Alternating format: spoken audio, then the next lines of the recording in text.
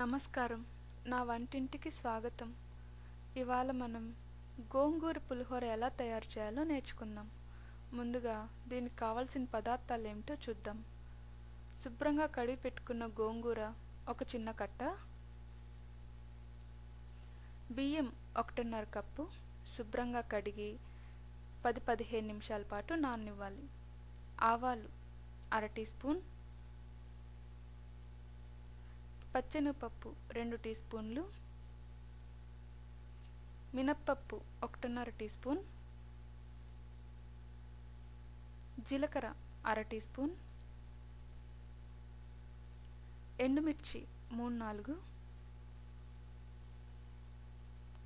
పచ్చిమిర్చి 2 నిలువుగా కట్ చేసి పక్కన పెట్టుకోవాలి. వేరుశనగ గుళ్ళు 2 టేబుల్ స్పూన్లు, పచ్చికరివేపాకు 2 రెబ్బలు, ఇంగువ చిటికెడు, ఉప్పు 1.5 టీ స్పూన్.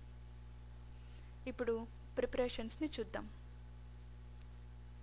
ముందుగా ఉడికించి పెట్టుకున్న అన్నాన్ని ఫోర్క్ ఉపయోగించి సపరేట్ చేసి పెట్టుకోవాలి.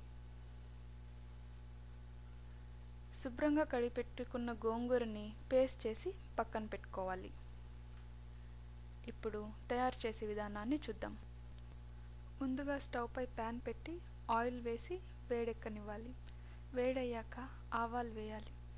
ఆవాలు చిటపటమన్నాక పచ్చెనగపప్పు, మినప్పప్పు యాడ్ చేసి వేగనివ్వాలి. వేగాక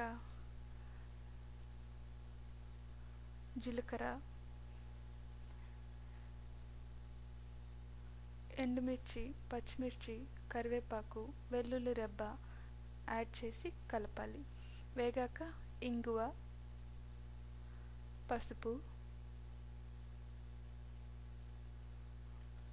ఉప్పు యాడ్ చేసి కలపాలి. కలిపాక